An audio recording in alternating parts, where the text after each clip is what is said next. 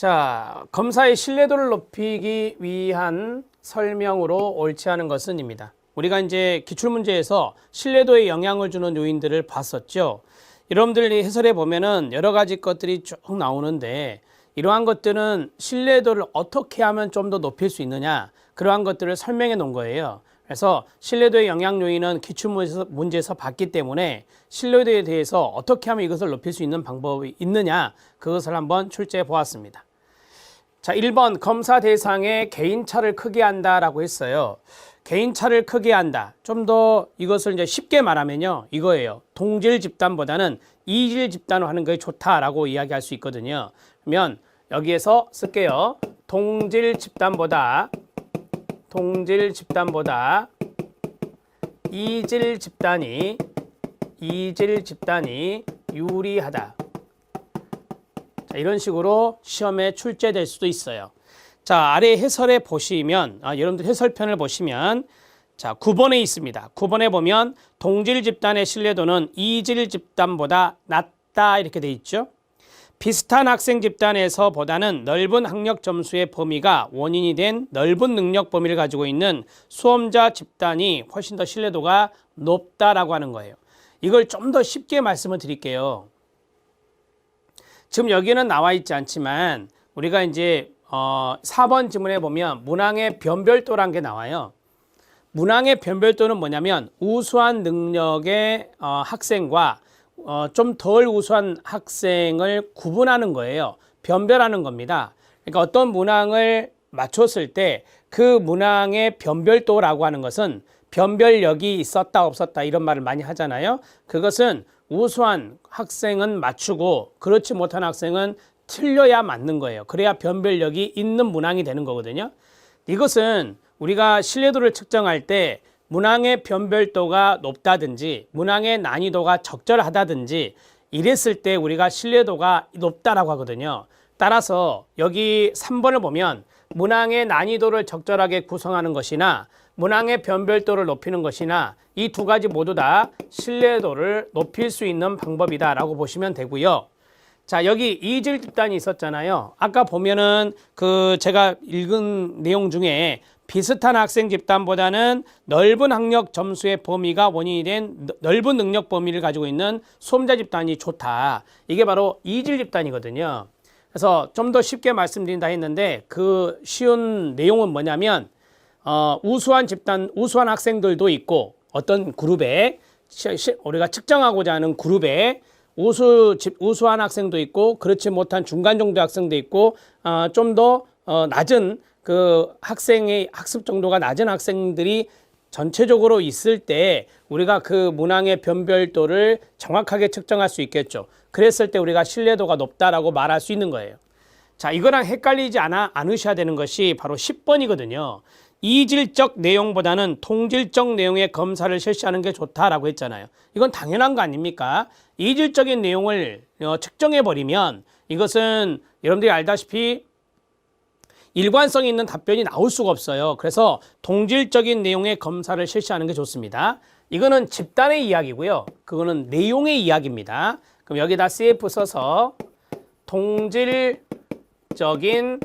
내용 측정이 신뢰도를 높일 수 있다. 이렇게 하나 노트해 주시기 바랍니다. 그러면 저는 지금 1번과 3번과 4번의 일부를 끝내드렸습니다. 검사 대상의 개인차를 크게 하는 것은 이질 집단인데 그 이질 집단이 되었을 때 문항의 변별도가 높일 수 있으니 이거는 신뢰도가 높은 방법에 해당됩니다. 꼭 기억하십시오. 자, 검사 내용의 범위를 포괄적으로 구성하는 게 아닙니다. 검사 내용의 범위를 포괄적으로 하다 보면은 이게 이제 이질적인 내용이 많이 들어가요. 그래서 좁은 범위로 구성하는 게 좋습니다. 좁은 범위, 검사 내용의 범위를 좁은 범위로 한정하는 게 좋은데 이것이 바로 동질적인 내용과 연관성이 있다. 이렇게 정리하셔도 됩니다. 자, 그 다음에 3번 맞고 4번 문항의 변별도를 높이며 제가 1회차에서 푼 것 같은데요. 적은 수의 문항보다는 그렇습니다. 많은 수의 문항으로 구성하는 게 좋습니다. 문항 수도 신뢰도에 영향을 준다라고 말씀드렸어요. 그러면 여기에서 신뢰도에 영향을 주는 요인을 한번 생각해 보세요. 개인차가 있고요. 그 다음에 이질 집단이냐 동질 집단이냐, 그 다음에 검사 내용의 범위, 그 다음에 문항의 난이도, 그 다음에 문항의 변별도, 그 다음에 문항 수, 이런 것들이 바로 신뢰도에 영향을 주는 요인들에 포함될 수 있겠죠. 답은 2번입니다. 12번 문제 들어갑니다. 자, 12번 문제는 검사 타당도에 대한 문제입니다.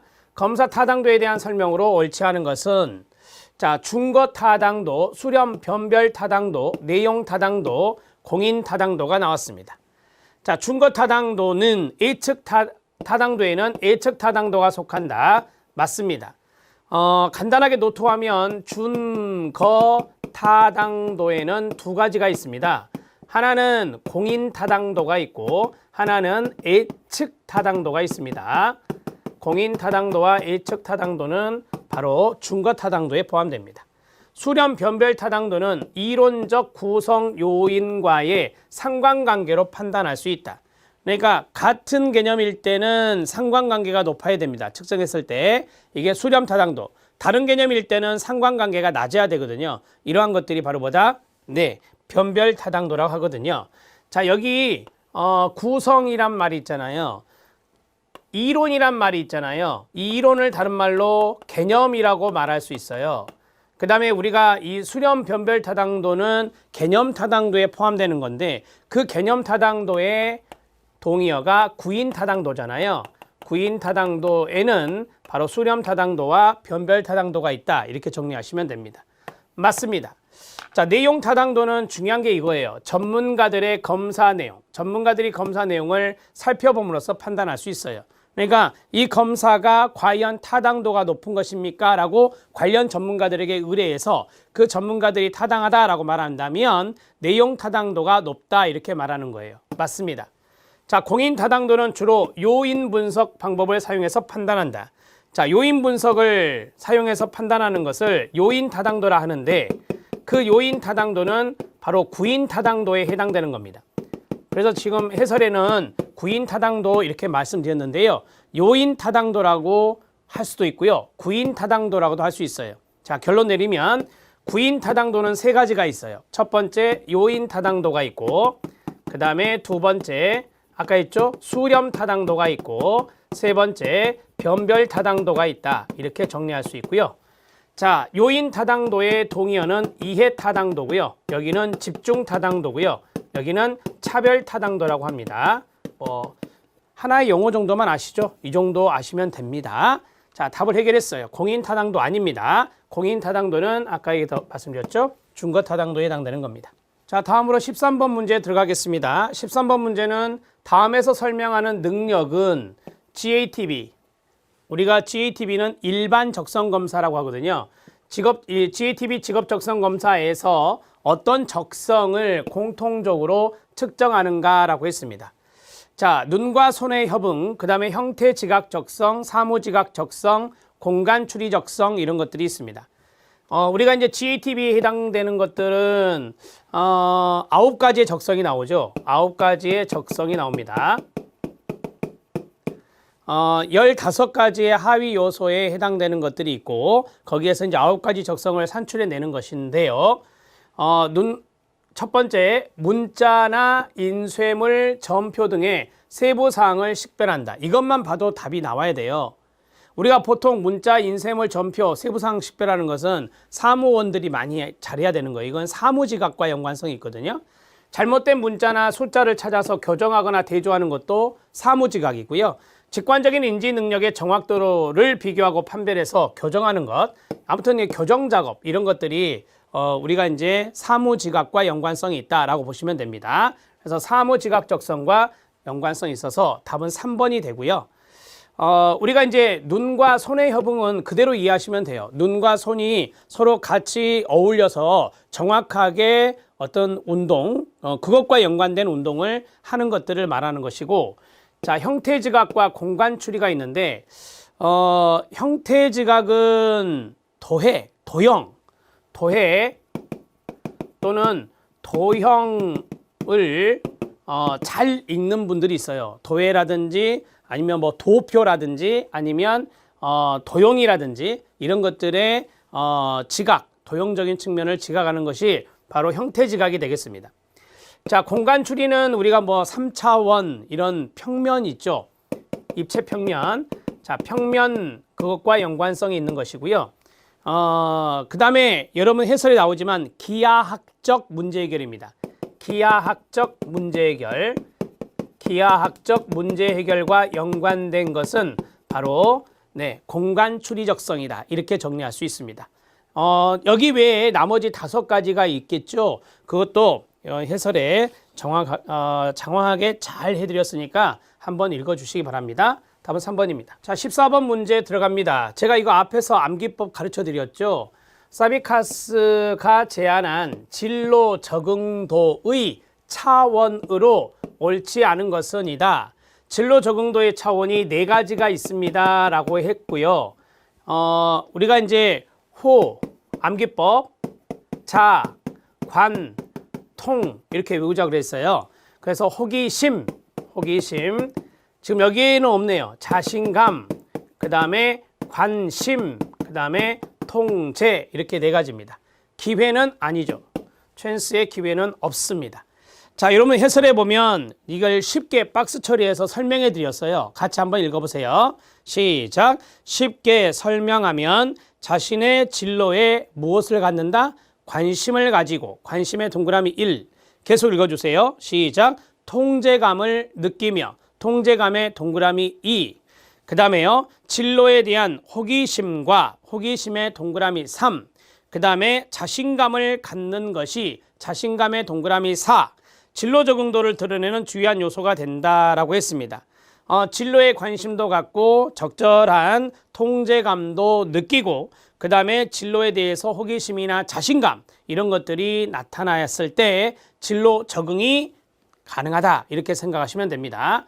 근데 우리는 뭐 시험 보는 것이기 때문에 이렇게 이해했다 하더라도 시험장에서 기억이 안 나면 문제 풀기 어렵겠죠. 그래서 암기법이란 게 필요하다. 그래서 호자관통 이렇게 외우시면 됩니다. 자, 사비카스의 진로 적응도는 호자관통 이런 식으로 외우시면 돼요. 사비카스가 이야기한 이론은 뭐죠? 구성주의 진로 발달 이론입니다. 자, 15번 들어갑니다. 진로 상담 이론이 나왔어요. 모델이나 이론이 나오고 주요 학자가 나오고 그 다음에 개념의 연결로 옳지 않은 것은 입니다.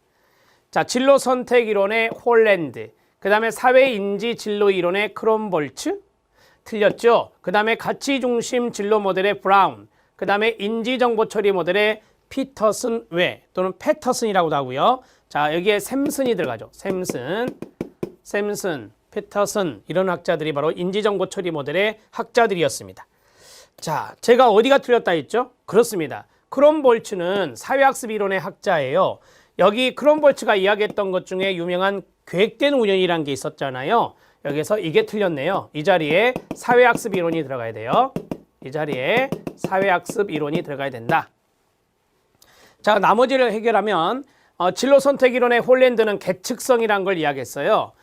계측성은 유형 간의 거리와 관계, 이론적인 관계가 반비례한다라고 이야기하는 것이 바로 계측성입니다. 자, 계측성에 대해서 그래프로 설명해 드리면 자, 여기가 바로 유형 간의 거리가 되고 그 다음에 여기가 이론적인 관계가 되는 거예요. 자, 여러분들이 알고 있죠? 거리가 멀면 멀수록 근접하지 않고 멀면 멀수록 관계가 없다 또는 관계가 서로 관련되지 않는다 이런 식으로 이제 기억하실 수 있는데 자, 여기가 이제 X축 Y축인데요. 여기가 0이 되고 자, 반비례는 이렇게 정리할 수 있죠. Y는 X분의 1 이게 반비례 곡선이에요. 이 반비례 곡선에서 거리가 멀잖아요. 거리가 멀면 관계는 적어지고 자, 거리가 좁아요. 거리가 좁다는 것은 근접했다 이거죠. 관계가 있다라고 하는 거예요. 관계가 높다. 따라서 이러한 것들을 우리가 바로 계측성이다 이렇게 말해요. 유형 간의 거리와 이론적인 관계는 시작 반비례한다 이렇게 정리하십시오.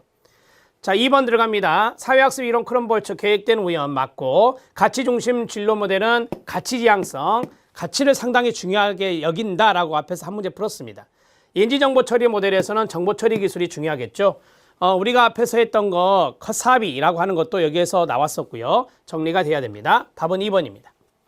16번 문제 들어갑니다. 자, 16번 문제는 갓프레드슨의 이론입니다. 갓프레드슨 이론은 우리가 이제 두 가지로 직업 포부 발달 이론, 직업 포부 발달 이론이 있고요. 그 발달 단계 아시죠? 발달 이론의 발달 단계 암기법이 힘, 성, 사, 내였습니다. 힘, 성, 사, 내 이렇게 네 단계로 이루어져 있고요. 그 다음에 제한, 타협 이론 또는 제한, 절충 이론이라고도 하죠. 이렇게 정리할 수 있습니다. 자, 1번 들어가도록 하겠습니다. 진로 포부 발달은 성 역할과 사회적 지위에서 영향을 받는다. 네, 맞죠? 자, 여기 성 역할이 바로 이거예요. 그 다음에 사회적 지위가 바로 이거죠. 그래서 이런 것들이 이제 직업 포부 발달 단계에 들어 있으니 이런 것들에서 영향을 받겠죠. 추상적 사고력의 발달에 따라 아까 말씀드렸던 네 가지 단계의 제한 과정을 거치게 되는 겁니다. 네 가지 단계는 힘성사내라고 해요. 그래서 제한 과정을 거치게 된다. 제한 여기 있죠? 자, 그 다음에 대부분의 사람들은 그렇습니다. 최고의 선택보다는 최선의 선택을 한다라고 해요. 그러니까 자기 자신의 어떤 직업적인 포부, 거기에 맞는, 단계에 맞는 것에서 최고의 선택이 아닌 최선의 선택을 한다. 이렇게 정리할 수 있고요. 맞습니다. 진로 발달은 타협 과정에 이어 제한 과정이 순차적으로 진행된다. 제가 이제 이거를 좀 더 쉽게 말씀드리면 이거예요. 이 순서로 가요, 이 순서로. 제한하고 타협을 하는 거예요. 제한하고 절충하는 거거든요. 그래서 타협 과정에 이어서 제한 과정이 순차적으로 나타나는 게 아니라, 자, 제한을 한 다음에 그 이후에 이제 타협을 하는 거예요. 이렇게 정리하시면 됩니다. 화살표로 할까요? 이렇게 정리를 해주시면 되겠습니다. 답은 4번이에요. 답은 4번. 4번으로 체킹을 하시고요. 16번에, 네, 4번. 2번 아닙니다. 4번으로 체킹하시고, 거기 해설을 잠깐 봐주시기 바랍니다. 해설을 보시면 실력 따지기에 제가 내용을 크게 넣습니다.